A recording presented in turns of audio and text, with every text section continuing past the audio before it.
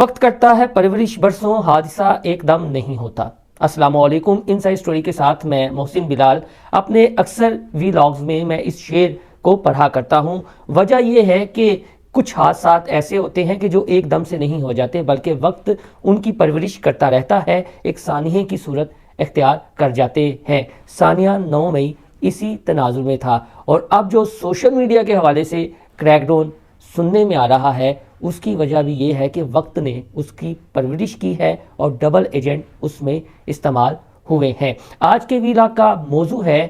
موجودہ army chief حافظ general Asim Munir نے جو جناح سینٹر میں طلبہ سے خطاب کیا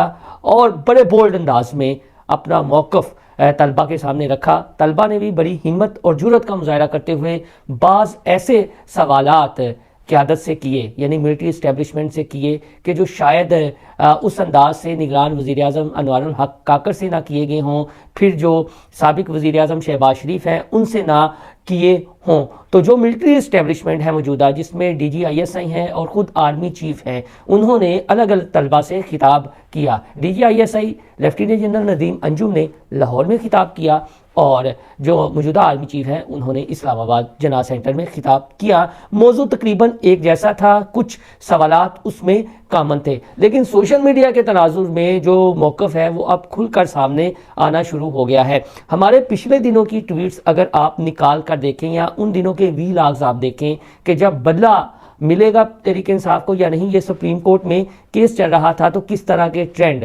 موجودہ چیف جسٹس آف پاکستان قاضی فائز عیسیٰ کے حوالے سے چلائے گئے، اور عدلیہ کو حرف تنقید بنایا گیا۔ اس سے پہلے اسٹیبلشمنٹ کو حرف تنقید بنایا جاتا رہا، تو اب کہا جا رہا ہے کہ 5th جنریشن وار کے بعد ایک 6th جنریشن وار بھی پاکستان میں لانچ ہو چکی ہے، اور اسے ڈیجیٹل وار کا نام دیا گیا ہے، جس میں ہندوستان اور دیگر ایسے عناصر اور قوتیں شامل ہیں جو پاکستان کو انفارمیشن کے میدان میں فیک نیوز پھیلاتے ہوئے ڈی اسٹیبلائز کرنا چاہتی ہیں۔ تو اگر یہ جو نیا سال 2024 شروع ہوا ہے، اس کا پہلا مہینہ جنوری ختم ہونے والا ہے، اور اگر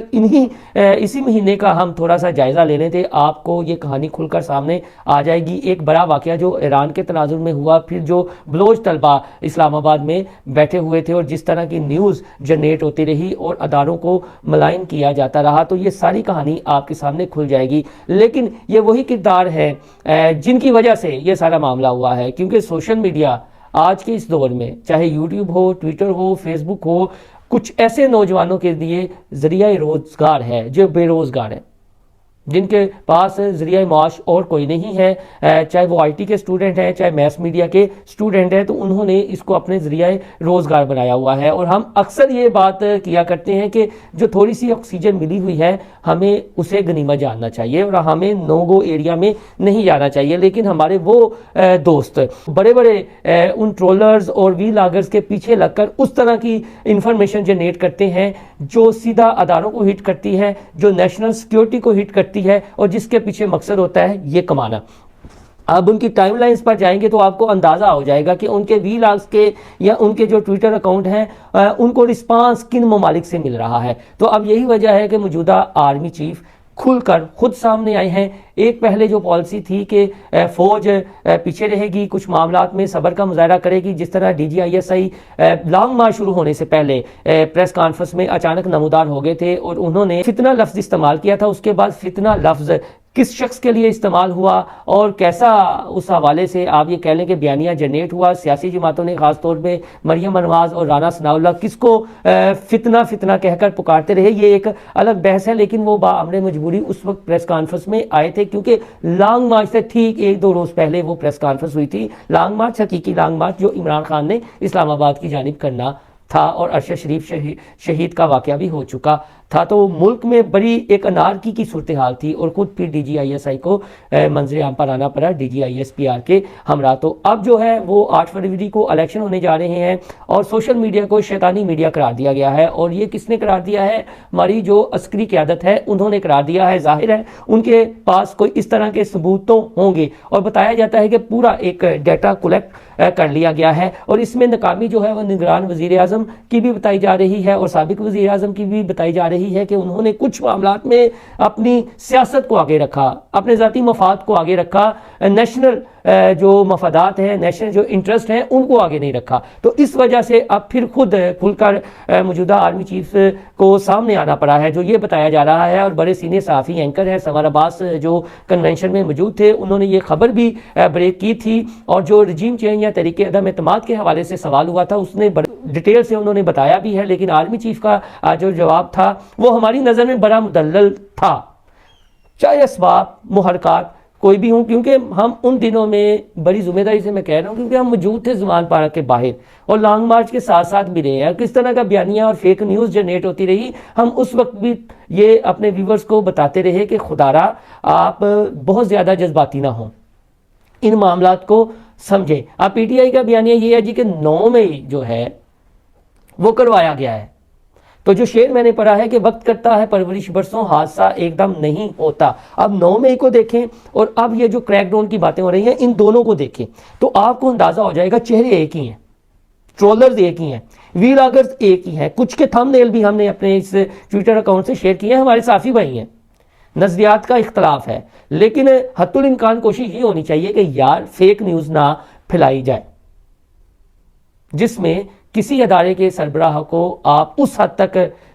لے جائیں کہ ان کے صبر کا پیمانہ لبریز ہو جائے. اور جب یہ ایک انسٹیٹیوشن پالیسی بنتی ہے تو پھر یہ نتائج تو آتے ہیں. تو سوشل میڈیا پہ وہ جو ڈبل ایجنٹ ہیں انہوں نے بہرحال نوبت اس حد تک وہ لے آئے ہیں. میں اب کسی کا نام نہیں لوں گا، وہ چہرے سب کے سامنے آیا ہیں، وہ چہرے سب کے سامنے آیا ہیں کہ کن کی وجہ سے معاملات اس نہج پر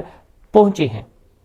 اور ان کو فیڈ کہاں سے ملتی رہی ہے. ایک بڑے کریکٹر ہیں آدھر راجہ آپ دیکھ لیں، صابر شاکر دیکھ لیں، ڈاکٹر موہت پیرزادہ دیکھ لیں، یہ وہ کردار ہیں جو ملک سے باہر بیٹھے ہوئے ہیں اور ان کی ایک بھی نیوز اگر سچی ہو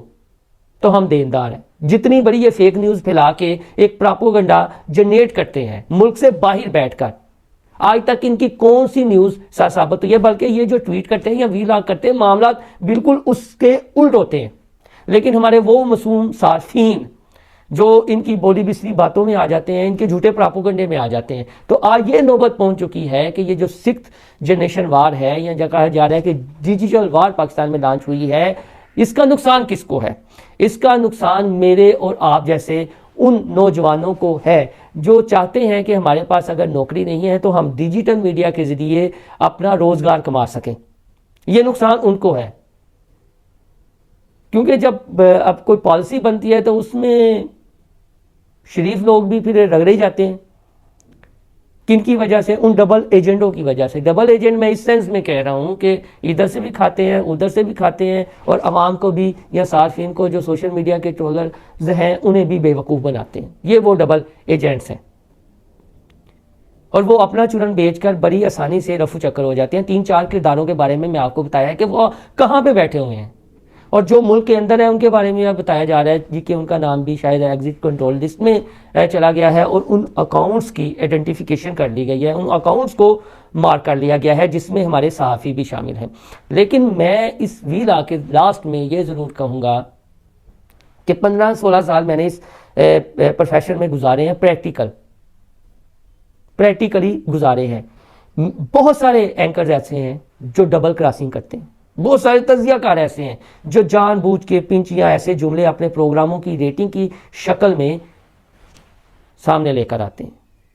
اور پھر وہ معذرت کے ساتھ انسٹیٹیوشنز کے ہمدرد بھی بن جاتے ہیں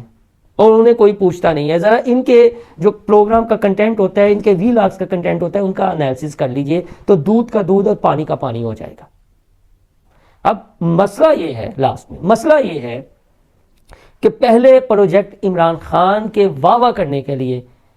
یہ بھانڈ قسم کے تجزیہ کار اور اینکر اور ویلاگرز استعمال ہوئے اور اب اس کے الٹ ہو رہا ہے. یعنی میری اسی ایک بات کو آپ یہ سمجھیں کہ سمندر کو کوزے میں بند کیا ہے اور اسی ایک بات کو سمجھیں کہ پہلے پروجیکٹ عمران کے بیانیے کی ترویج کے لیے بھانڈ قسم کے تجزیہ کار لانچ ہوئے، وہ ڈبل ایجنٹ بن گئے. انہوں نے صحافت کو اس نہج پر پہنچا دیا کہ اب کوئی صحافی غیر جانبدار بات بھی کرے، کسی کی سائیڈ لیے بغیر بھی بات کرے تو فتوے لگ جائیں گے، انہیں لفافہ قرار دیا جائے گا. کن کی وجہ سے؟ ان بانڈ ان پیراشوٹرز کی وجہ سے۔ ساری ان کی ٹائم لائنز آپ دیکھیں، ان کے تھرو 2011 کے بعد پروگرامز کا آپ انالیسس کریں، کوئی اسٹوڈنٹ چاہے صحافت کا ہے یا سیاست کا ہے، تو آپ کو دودھ کا دودھ اور پانی کا پانی ہو جائے گا کہ یہ ہے کیا، یہ ملک کے وفادار ہیں یا صرف اپنے پیٹ کے وفادار ہیں، اور کیسے یہ استعمال ہوتے ہیں۔ اور پھر معصوم طلبہ کو خاص طور پر، ان کا ٹارگٹ ہے نا ہماری یوتھ 65-68% ہے، تو ان کی ٹارگٹ ہماری یوتھ ہے، ان کے ذہنوں کو پراگندہ کرنا، یعنی ایسے سوالات اٹھانا جن کا شاید روزمرہ زندگی سے ان کا تعلق نہیں بنتا۔ فار ایگزامپل میں لاسٹ میں ایک اور بات مجھے جاتے یاد آ گئی کہ یہ جو DGISI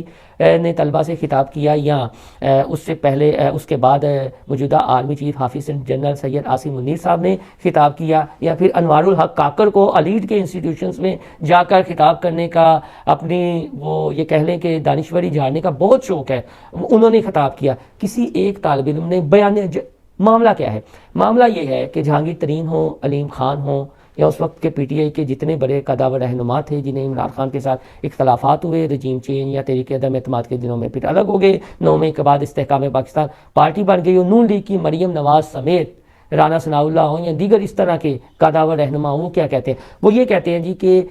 جو عمران خان کہ گھر میں کرپشن ہو رہی تھی، یعنی بنی گالہ تک کرپشن پہنچی تھی، ہیرے کی انگوٹھیاں وغیرہ، کک بیکس وغیرہ، اس بارے میں موجودہ آرمی چیف جو اس وقت DGISI تھے انہوں نے بتایا تھا اس کرپشن کے حوالے سے، تو عمران خان صاحب ان کے خلاف ہو گئے تھے۔ یہ باتیں کرتے ہیں جہانگیر ترین، علیم خان صاحب،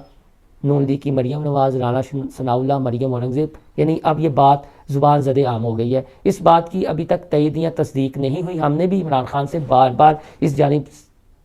توجہ دلائی کہ آپ اس کا موقف کھل کر دیں۔ وہ کبھی ایران چلے جاتے تھے، کبھی رشیا چلے جاتے تھے، کبھی ادھر نکل جاتے تھے، کبھی ادھر نکل جاتے تھے۔ ہمارے دوست اس چیز کے گواہ ہیں کہ 2-3 دفعہ ہمارے کچھ دوستوں نے ہمارے سمیت یہ سوال کیا تھا ان سے، جب وہ زمان پارک میں انہوں نے ڈیلے ڈالے ہوئے تھے، لیکن انہوں نے اس کا جواب نہیں دیا تھا۔ تو اب طلبہ کو بھی میں یہ کہنا چاہتا ہوں کہ آپ کے پاس موقع تھا، آپ یہ سوال ضرور کرتے کہ آیا حقیقت ایسی ہے، تاکہ اگر ایک ادارے پر بیٹھی ہوئی معتبر شخصیت اس بارے میں کچھ بتا دیتی، رہنمائی فرما دیتی، تو دوستو بہت ساری کہانی کھل کر آپ کے سامنے آ جانی تھی۔ پھر ضرورت نہیں ہے ان چھوٹے موٹے پرزوں کی، پھر تو ایک چیز کی تصدیق ہو جانی تھی، کہ آیا ہاں یہ بات ہوئی تھی، اور ایک رپورٹ یا کچھ فائلیں دی گئی تھیں، یا کہا گیا تھا کہ اپنے گھر میں جو آپ کے گھر میں نقب لگی ہوئی ہے، کرپشن ہو رہی ہے، اس سوراخ کو بند کریں۔ یہی 1.5 سال سے ہم سنتے آ رہے ہیں، چاہے PDM کی حکومت تھی یا موجودہ جسو جلوسوں میں بھی یہی سنتے آ رہے ہیں۔ پارسا ان میں سے کوئی نہیں ہے، یہ معذرت کے ساتھ حالی عمران خان صاحب یا بشرا بیوی کی بات نہیں ہے۔ اگر کھل کر میں بتاؤں، معاملات اس سے بھی بالکل مختلف ہیں، لیکن اب کوئی دودھ کا دلہا ہے اور کوئی خود کو پارسا ثابت کر رہا ہے، لیکن اس بہتی گنگا میں ہاتھ سب نے دھوئے ہیں۔ اس وجہ سے یہ ملک کے حالات اس نہج پر پہنچے ہیں۔ آپ کو میرا یہ ویلاگ پسند آئے تو ہمارا چینل انسائیڈ اسٹوری لائک اور سبسکرائب کرنا نہ بھولیے گا۔ اللہ حافظ۔